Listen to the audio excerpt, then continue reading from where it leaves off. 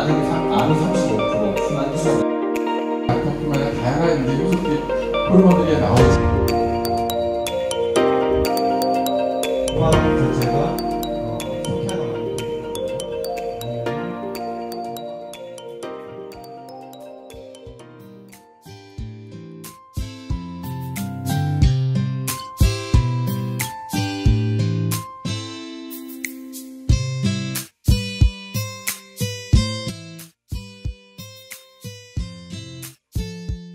또 소개합니다. 박용환입니다. 네, 기능의학 카페에서 제가 굉장히 곤란한 게 뭐냐면 여러분들 수준이 너무 높아가지고 이 강의를 준비하면서도 야, 이분들께 어떤 얘기를 해드려야 되지? 굉장히 곤란한 거예요. 그리고 시중에는 정보들이 굉장히 많습니다. 기능의학에 쓰는 영양제에 관한 정보는 네이버나 구글에 보면 다 나오잖아요. 다 나오지 않나요? 아닌가요? 그리고 본인 몸에 관심 있는 분들이 기능의학이라고 부르는 영양제를 뭘 먹어야 될지는 거기 보면 대부분 다 나와 있는 것 같아요. 그래서 제가 한 몇 년 동안 한의사분들을 비롯해서 전문가분들께 영양학 강의를 좀 했었거든요. 그러다 보니까 이제 이 영양학이라는 게 한의학하고 저는 접목해서 옛날에 많이 이제 전문가분들께 강의를 해드렸는데 그러지 않고 단순하게 칼슘은 뭐에 좋다, 뭐 이는 어디에 좋다 이런 식으로 하면 너무나 간단한 거예요. 그래서 이것들을 이제 일반인들에게 단순하게 알려드렸다가는 조금 문제가 있겠구나라는 생각이 들어서 어느 순간 강의를 조금 줄였던 적이 있습니다. 여러분들이 아시는 지식이 한의학적으로 오늘 어떻게 풀어나가는지 조금은 혼란스러우실 수도 있겠지만 최대한 쉽게 하는 걸 조금 하고요. 여러분들의 수준이 조금 높은 것 같아서 한의학에 대한 이야기를 조금 드릴까 해요. 하다 보면 조용해지면 제가 다시 쉬운 걸로 가겠지만 혹시 간신비폐신에 대해서 많이 들어봤잖아요. 퀴즈 하나만 낼게요. 오장육부라고 이야기합니다. 오장은 다들 아시죠? 간신비폐신. 조용하네. 퀴즈라고 하니까 긴장하지 마시고 간, 신장, 비장, 폐, 신장 요게 오장이라고 하잖아요. 육부를 다 말씀하실 수 있는 분 계실까요? 보통 위장, 소장, 대장, 방광 저한테 배우신 분도 계신데 지금 또 두 개가 뭘까요? 하나만 말씀드리면 담이에요. 담.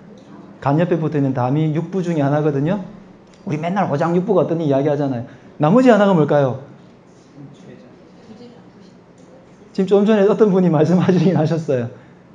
한 번도 못 들어봤을 수도 있는데 3초라는 거예요. 뭐지? 그러니까 이런 애들이 여러분들이 계속해서 지금까지 들어왔지만 몰랐던 거잖아요. 이런 얘기를 조금 하면 약간 어려워질 수 있을 것 같은데 여러분들 수준이 조금 다른 곳보다 높으신 것 같아서 좀 이따가 좀 끼워 넣을 거예요.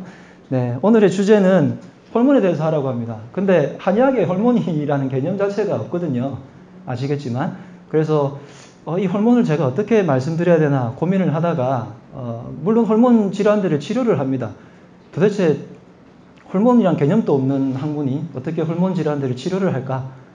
그것의 힘이 식물성 호르몬에서 저는 따왔다고 생각을 해서 식물성 호르몬이 어떤 작용을 하고 여러분들이 이런 것들을 어떻게 내 생활에 적용하면 좋을까라는 것에 대해서 할 거고요. 저는 강의할 때 보통 일반 기업 강의나 대중 강의를 되게 많이 하는 편이거든요. 아니면 전문가 강의를 하거나. 근데 지금 전문가 강의 때는 굉장히 쉬워요. 제가 그냥 가르치면 되거든요. 근데 대중 강의는 아주 그냥 평이한 강의들을 합니다. 주제는 댁에 돌아가서 바로 오늘 실천할 것에 대해서 강의를 해요. 그래서 실천해서 내가 바뀌는 게 제일 중요하죠. 그냥 알고 계시면 뭐예요. 근데 여러분들은 그 사이에 조금 깊이 있게 전문가의 한 다리 딱 건너서 그 정도까지를 말씀드릴 생각입니다. 근데 여기 식물성 호르몬이라고 했는데 보통 식물성 호르몬이 아니라 식물 호르몬이라고 부릅니다. 우리가 몸에 있는 호르몬은 뭐죠? 내 몸의 내분비기관에서 뭔가가 뿜어져 나와서 혈액을 타고 온몸을 흘러가지고 표적기관에 작용하는 것을 호르몬이라고 부릅니다. 식물 호르몬이라는 것은 식물들이 생장하기 위해서 만약에 얘네들이 불에 타거나 뭐 꺾이거나 아니면 더 크기 위해서 어떤 물질들이 나와요. 걔네들을 식물 호르몬이라고 그러거든요. 이건 식물 호르몬이고요. 제가 굳이 성이라고 집어넣은 거는 식물성 호르몬이라는 것에 대한 정의가 아직 없어요. 그래서 사람 몸에 있는 어떤 그런 것처럼 식물에도 어떤 물질들이 나와서 그 식물들이 살아남기 위한 물질들이 분비가 됩니다. 그것들을 여러분들이 아시는 단어로 바꾸면 항산화제라고 합니다. 그 항산화제가 화학적으로 만들어낸 게 여러분들이 드시는 영양제들이죠. 그래서 저는 식물성 호르몬이라고 표현을 합니다. 그래서 식물성 호르몬이, 천연적인 식물성 호르몬이 여러분들께 어떻게 들어가느냐, 그리고 여러분들이 지금까지 아셨던 영양제들이라고 하는 제재로 나온 것들이 작용하는 법이랑 한의학에서 말하는 천연적인 식물들이 내 몸에서 작용하는 범위가 약간 미묘하게 어떻게 차이가 있는지 한번 알아보도록 하겠습니다. 결론부터 말씀드리면 균형 있게 골고루 하라는 거예요. 뭘 균형 있게 골고루 할까요? 아까 드린 것처럼 음식을 균형 있게 골고루 하고요. 운동을 균형 있게 골고루 하고요. 그리고 감정을 균형 있게 골고루 하는 겁니다. 그래서 내가 평소에 이런 것들이 균형 있게 골고루 되면 내가 가진 호르몬 질환들 뿐만이 아니라 저는 면역 질환들을 많이 보거든요. 면역궤도도 많이 좋아지더라 라는 게 결론입니다. 뭐 제 자랑은 넘어갈게요. 예, 뭐 책도 좀 썼습니다. 네. 네, 뭐 한때 유명한 책이었는데 잊혀지고 있네요. 저는 이게 모토입니다. 뭐 세밭이라는 데 나가서 이야기를 드렸는데 의사가 필요 없는 세상이라고 이제 감히 이렇게 적어가지고 논란이 한번 됐었죠. 의사가 필요 없는 세상이라고.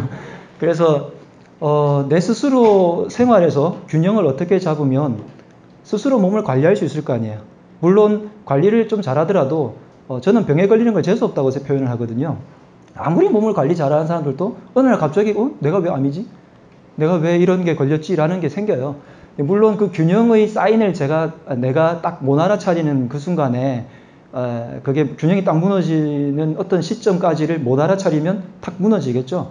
저도 운동을 되게 좋아하거든요. 하루에 뭐 4시간씩 운동하고 이러는데 이런 사람들이 운동 좋아한다고 하다가 운동이 지나쳐서 병이 생길 거 아니에요.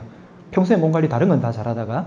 그래서 그렇게 병이 생기면 의사한테 가면 되지만 평소에 병이 생기기 직전에 어떤 사인들이 있거나 1차 의료기관에서 해결할 수 있는 대부분의 것들은 여러분들이 조금만 관리를 하거나 약간의 지식만 있어도 훨씬 더 빨리 낫거나 예방을 할 수 있습니다. 그런 면에서 의사가 필요 없는 세상이 오면 좋지 않을까 해서 평소에 예방할 수 있는 법들에 대해서 알려드리고 그것에 대해서 강의를 드리고 그래서 이런 모토를 가지고 강의를 하고 있습니다. 오늘 호르몬에 대해서 이야기를 하라고 해서 호르몬에 대해서 좀 찾아서 그림을 가져와 봤는데요.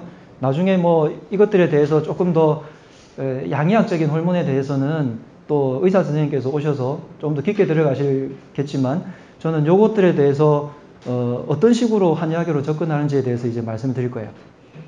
위에서부터 밑에까지 호르몬은 되게 많이 들어봤다 그렇죠? 보통 뇌하수체에서 우리 몸의 호르몬의 대부분들을 조절을 합니다. 그래서 시상하부에서 송가체에서 멜라토닌이 나와서 멜라토닌이 어떤 작용을 하죠?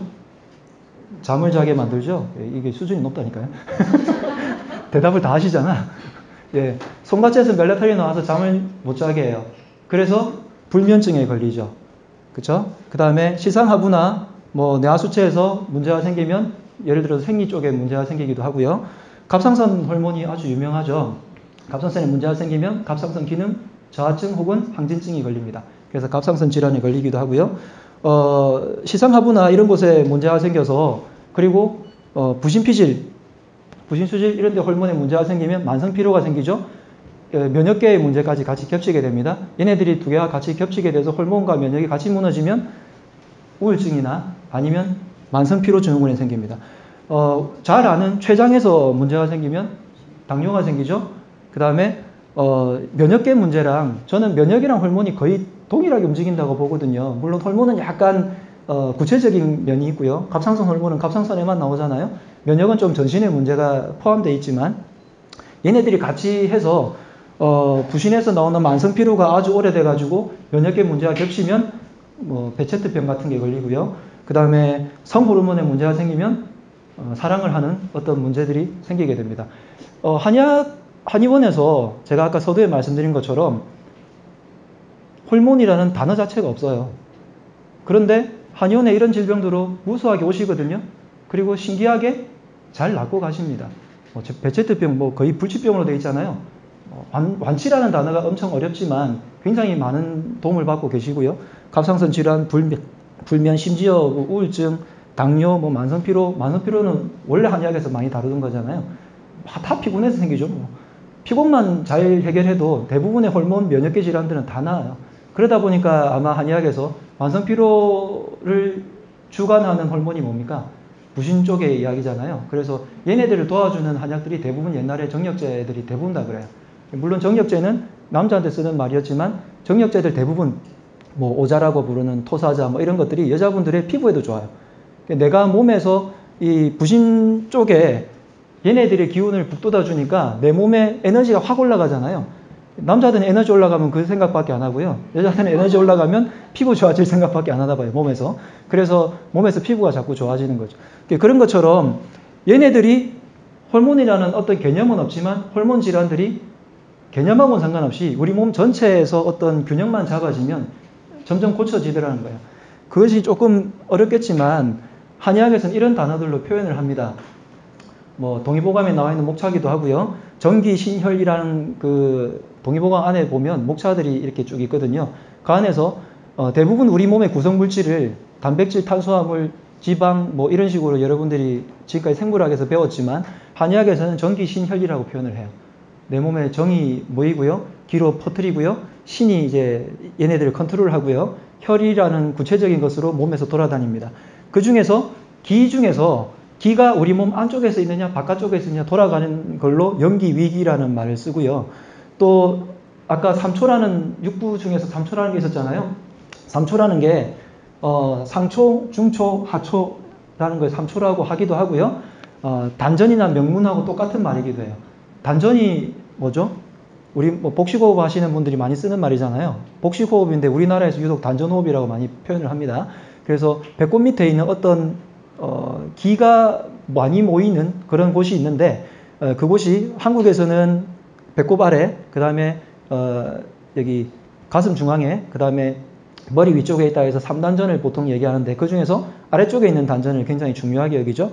여기에 있는 단전의 에너지가 우리 몸의 전체 에너지를 일단 키워나가거나 돌리거나 하는데 중요한 작용을 합니다. 그래서 이런 개념이랑 그 다음에 오장 속에 오장편에 보면 전부 호르몬에 비슷한 얘기들이 다 나와요.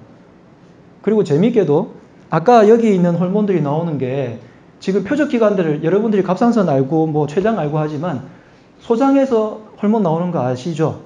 심장에서도 나오거든요. 위장에서도 나오고 오장에서 다 나온단 말이에요.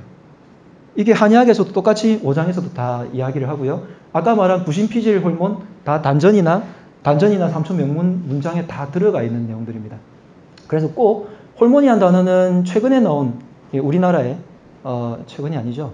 그러니까 한의학에선 말하진 않았지만 여러분들이 이제 최근에 들어보신 양의학, 생물학을 배우다 보니까 들어본 단어겠지만 한의학에서는 이렇게 조금 퍼뜨려서 이렇게 나와 있어요. 근데 제가 궁금한 게요. 여러분들이 만약에 갑상선 호르몬을 알았어요. 갑상선 호르몬이라는 걸 알았어요.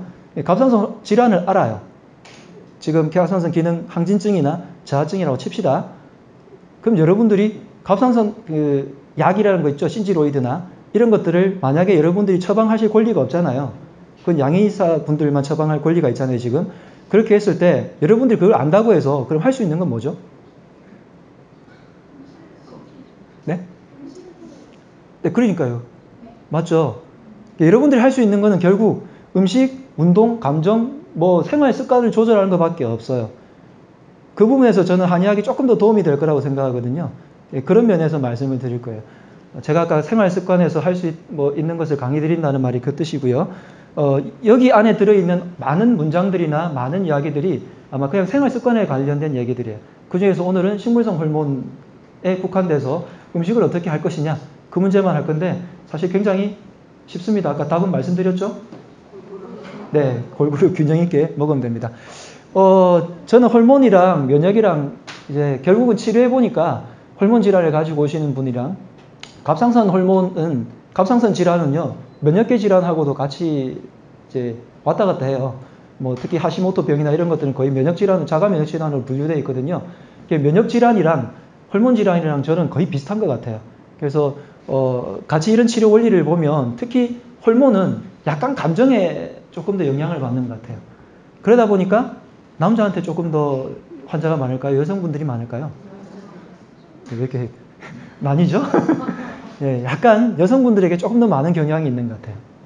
감정이 남자들은 별 생각이 없잖아요. 죄송합니다. 제가 생각이 별로 없거든요. 그래서 남성 여성들에 비해 가지고는 남자들이 생각하는 범위가 여성들이 세세하게 생각하는 것보다 조금 덜한 것 같아요. 일반적으로요. 물론 약간 차이는 있습니다. 그리고 갑상선 질환을 앓고 있는 남자분들은 실제로 굉장히 예민하고 세심해요. 좋은 말로 세심하고요. 나쁜 말로 좀 예민하죠. 그래서 이야기를 해보면 감정 기복이 엄청 큰 경우가 많고요. 그리고 이야기하다가 대부분 진료실에서 여자분들이 우는데 남자분들이 우는 경우는 대부분 갑상선 환자들이. 네, 그래서 갑상선을 진료하다 보면 제가 갑상선에 대한 글만 한 10개를 올렸던 것 같은데 화병이라고 제가 얘기한다고 그냥 한방에서 화병으로 분류해서 치료한다고 올렸잖아요. 그래서 화병의 범주에 있다 보니까 이게 뭔가 울컥울컥 하나 봐요. 그리고 신경이 조금 예민하거나 아주 좀 날카로운 경향이 있습니다. 어쨌든 그래서 이 감정에 의해서 호르몬들이 다른 것도 마찬가지예요. 부신피질도 그렇고 뭐 우리 몸에 있는 다른 부분의 호르몬들도 감정에 의해서 굉장히 많이 조절이 되고요. 췌장에 있는 인슐린 호르몬도 감정 조절에 의해서 영향을 많이 받는 거 아시죠? 수면 부족도 그렇지만 감정이 나빠지거나 스트레스를 받으면 인슐린이 확확 분비가 돼요. 그 다음에 당연히 먹는 것에 의해서 호르몬 조절이 많이 됩니다. 그리고 우리 몸의 움직임, 많이 어떻게 움직이느냐, 적절하게 움직이느냐, 많이 움직이느냐, 어떤 식으로 움직이느냐에 따라서 조절이 많이 됩니다. 그리고 호르몬의 특징이 서로 균형을 잡으려고 해요. 갑상선 기능이 문제가 생기기 직전에는 얘네들이 많이 분비됐다가 그러면 뇌하수체나 다른 데에서 야 그러지 마 하면서 다시 얘네들을 쑥 줄이잖아요. 그걸 피드백이라고 그러죠. 그래서 스스로 몸에서 균형을 자꾸 잡으려고 해요. 근데 이 균형이 무너지면 걷잡을 수 없으면 그때 질환이 되는 거죠. 그래서 한방에서 원래 중요한 게 균형과 이 조화거든요. 아까 제가 두리뭉실하다고 자꾸 표현을 드렸는데 이게 균형을 잡으려고 자꾸 해요. 그 다음에 자연적으로 우리가 할 수 있는 게 이 두 가지입니다. 자연적으로는 식물의 천연 호르몬 같은 아까 식물 호르몬이라는 말은 지금 정의가 안 돼 있다고 말씀드렸습니다. 호르몬 같은 역할에 의해서 도움을 받을 수 있다. 이게 항산화제 이야기고요. 두 번째는 이제 한의원에 오시면 경락 치료를 하죠. 침치료. 그 다음에 어떻게 움직이느냐. 잠을 어떤 식으로 자느냐. 명상과 호흡을 어떻게 하느냐에 따라서 대사나 자율신경계가 조절이 돼서 호르몬이나 면역계 질환이 조절이 됩니다.